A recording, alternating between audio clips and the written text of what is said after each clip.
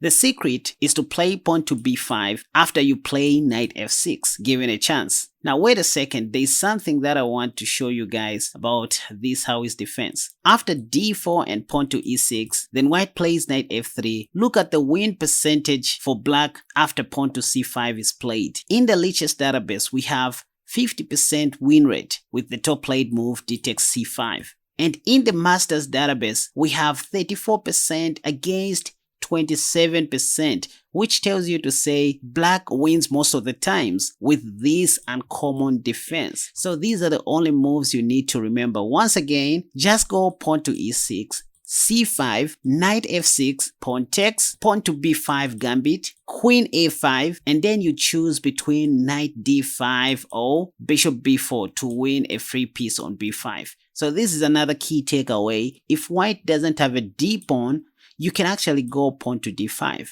instead of relying on the d6 e5 game plan only. You see, if I was to be given one last chance to prove myself or to defend my position in a classical tournament as black, I would definitely respond with a Howie's defense if white plays the queen's pawn opening. Because the main purpose of this move is to transpose to mainline openings without immediately showing your opponent your cards. At this point, you don't know whether white is going to play the queen's gambit setup or if they are going to play the London system or probably the Zukertort variation with knight f3. So you want to see what your opponent is up to. In my last two videos, I covered everything you need to know against the Queen's Gambit setup and against the London system. You can visit my channel and watch those videos. But today we are looking at this move, knight f3. So my key move would always be pawn to c5 in this position. The idea is if pawn takes, now I can easily take back with my bishop or with my queen like this, giving a check first and then capturing that pawn.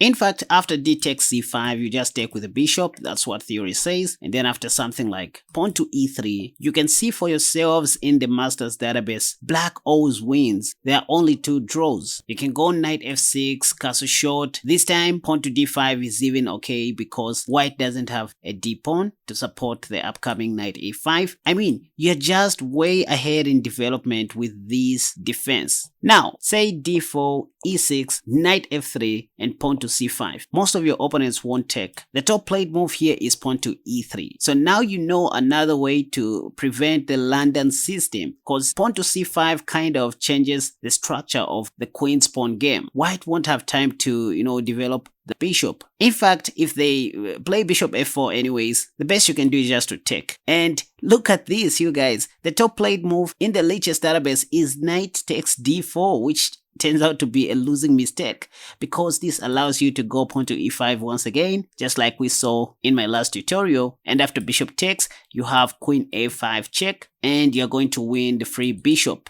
But one may ask, what if white takes with the queen? Well, this is when you develop your queen's knight with tempo hitting on the queen, and after they go back, one of the coolest plans is to go d6 and pawn to e5. After developing your dark squared bishop, of course, in this line, you can also play pawn to d5, which is very powerful. At least you won't have to worry about knight e5. See that white doesn't have a d pawn that supports knight e5 in future. So pawn to d5 is even better in this position, and then you start fighting for the e4 square with all your pieces. You have queen b6, bishop c5, depending on your style of play, or you can first of all try to, get rid of the dark squared bishops. Done. So clearly we've seen that bishop f4 is out of the equation when you play this line. So that's why the top played move is pawn to e3. And now it has become clear that white is not interested to play c4 and pawn to d5, where we take and go d6, then bishop f6 in the near future. So we can continue playing normal chess from here. But the move I like is just, to oversimplify things. They mostly take with the e pawn. And now this is when I go knight f6.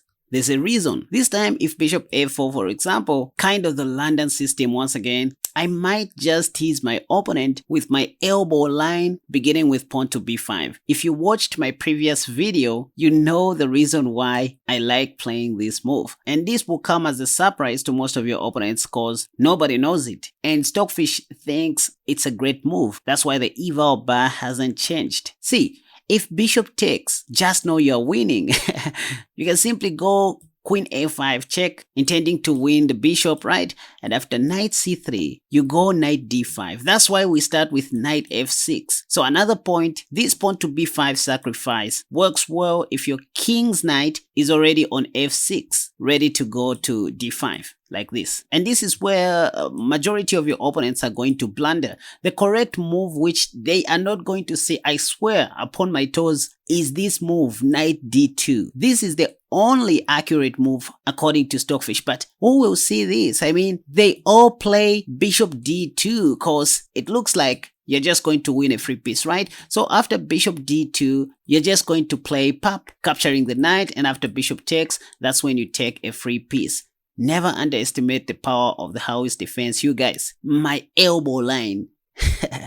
Anyway, so once again, after knight f3, pawn to c5, and the top played move e3, just go ahead and take, oversimplify things. But for you to play pawn to b5, you need to ensure that your king's knight is already on f6. So you start with knight f6, waiting for bishop f4, the possible London transposition. By the way, if bishop g5, pinning your knight, first of all, you have queen b6. That's what you always want to do in the London whenever that bishop stops guarding the b2 pawn. You also have bishop e7, but the move I like is queen a5 check, because I don't listen. If pawn to c3, because what else? Now this is when I go knight c6. As you can see, I'm not bothered to play pawn to d5. Remember that the move sequence I recommended in my last video is to play pawn to d6 and e5 in the near future. You still want to play e5 later in the middle game because of the presence of this d4 pawn. So I just play knight c6, giving white an option to take on f6, which they do. And then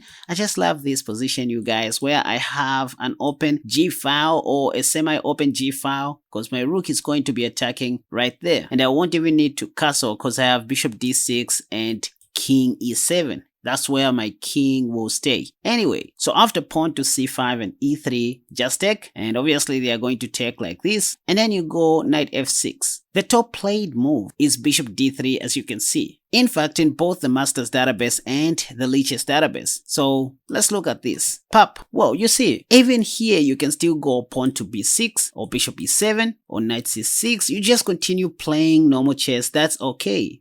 But if you want to be as crazy as I am, even here you can also go pawn to b5, because what can they do?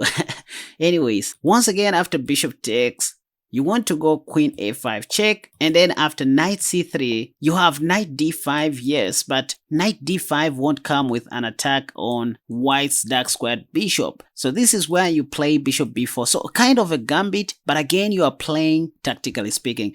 And this is a good example line that shows you that this pawn to b5 gambit is temporal, because what can white do? For example, bishop d2 will just, make you win a piece like this. So white has to be very careful. Maybe after bishop b4, white should just retreat the light squared bishop, allowing you to, take back your, pawn which you sacrificed. Even though this is not even a good continuation after bishop d3, instead of taking right away, the best move is bishop s6, challenging this light squared bishop. You want to oversimplify the game. Once again, see that our d pawn is still on d7, not on d5. Why? Because oftentimes if you play pawn to d5, that opens another door for knight e5 in the near future, which you don't want to face. At least this time, if knight e5 is played, you have pawn to d6. So let's say bishop d2 is played here. Now you can just,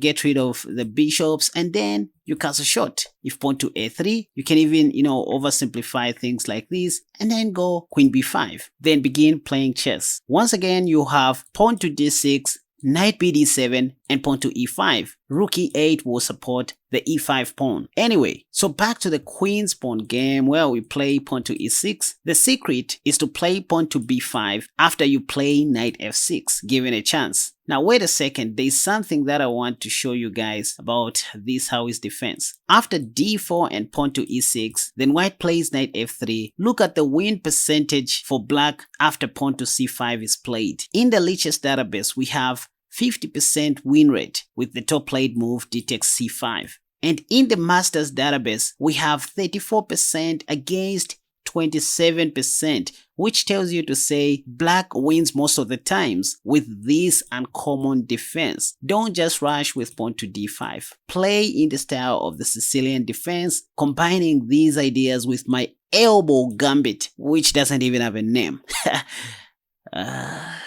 So once again, e3, you take and then they take. They just have to take. One might argue, what if they take with the queen? First of all, as you can see in the Masters database, no one plays queen takes d4 in real tournaments or at the top level. That just allows us to get back into the game quickly, developing our pieces with tempo. That queen has to go back. So that is just kind of weird. And now because white doesn't have a d-pawn, it even makes sense to go pawn to d5 here if you think about it, because knight e5 won't be supported by a d-pawn. We have bishop d6, so this is another key takeaway. If white doesn't have a d-pawn, you can actually go pawn to d5 instead of relying on the d6 e5 game plan only. After c takes d4, what if they take back with a knight? Well, again, this is kind of weird. First of all, you have pawn to e5, knight c6. Going back to the king's pawn game, e5 is okay. After knight f3, you have knight c6, just like I said. And this is just a normal king's pawn game where you go d5 next and knight f6. White may try bishop b5, kind of the Ruy Lopez, wanting to take your knight so that they can take this pawn. But in this position, you have queen a5 check. Once again, trying to win the bishop. If knight c3, you just go bishop b4 and you're doing great in this position. I like, giving a check first, messing up white's pawn structure on the queen side, and then take towards the center because I want to have 3 connected pawns on the center like this. Besides, I'm threatening to take on c3. So this is just how great this is, you guys. Anyway, so that's why after you take on d4, your opponent will always take with a pawn. Now wait, after pawn to c5, instead of white playing pawn to e3, there are certain instances where you're going to see them playing the move pawn to c3. That's okay. And this is a clear indication that maybe your opponent wants to play the London system. Just wait for them. This is where I like playing knight f6. And sooner or later, you're going to see them play bishop f4. Looks like we are going to get back to one of the lines that I covered in my last video. The move you want to play again is just pawn takes, because the top played move is c takes d4. They are going to take with the c pawn. We saw that taking with, these big pieces is not just great. It allows us to, develop our minor pieces with tempo and be ahead in development. So after c takes d4 by white, you have a lot of things to do, like queen b6 attacking this pawn, or pawn to b6, or knight c6. But if you watched my last video, I recommended the third common move in the Masters database, pawn to b5. With this move, I'm just asking white to play pawn to e3, the top played move. It's a teaser. So after they do this, now I can play any bishop move I want, kind of betting white to take my pawn. For example, bishop e7 is okay, even bishop b7, because if bishop takes b5, my plan is to go queen a5 check once again. And after knight c3, you already know this idea of knight d5. So at the end of the day, I'm only showing you the same things over and over, same piece development, so that you avoid memorizing moves. In this position, since the dark squared bishop is defended by the pawn, I said go bishop b4. Even knight d5 is okay though, but bishop b4 is better because there's a high chance white will forget about his light squared bishop. For example, they mostly cast a shot here, after which you just go ahead and win a piece, a free piece. So if they don't cast a shot, they have to play this stockfish move. By the way, even bishop d3 doesn't make sense because bishop takes and pawn takes will be met with queen takes c3 check, and white needs to accept losing his right to castle. Besides, I'm attacking the rook just in case of queen d2. And I've seen players, blocking the check with their knight, forgetting that their light squared bishop is hanging. These are the exact things that I covered in my last tutorial videos, you guys.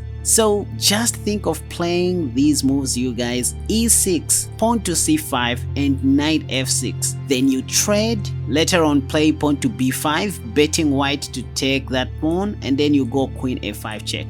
So these are the only moves you need to remember. Once again, just go pawn to e6, c5, knight f6, pawn takes, pawn to b5 gambit, queen a5, and then you choose between knight d5 or bishop b4 to win a free piece on b5. And the last key takeaway is only play b5 after you play knight f6. Done. Once you get used to playing these lines, you will be a champion. Like one of my dearest subscribers who sent this comment to me. He actually won a local chess tournament in the UK and he said it's all because of my teachings. Well, Steve, keep it up and thank you for the feedback. Now, time for you to go and check out my new E5 defense course, which I have also linked in the comment section down below. And I'm glad to say so far it has received a lot of attention and people are getting it like crazy. So it's an opening response that you try against White's E4 opening. You're going to learn how to play against the Scotch, the Ruy Lopez, the Bishop's opening, 3 Knights opening, the 4 Knights game, the Vienna game, even the Italian game. So it's the complete E5 defense course that I just launched with my team. You better go and check it out. Thank you so much for watching this video. Until next time, have a wonderful day. Bye bye.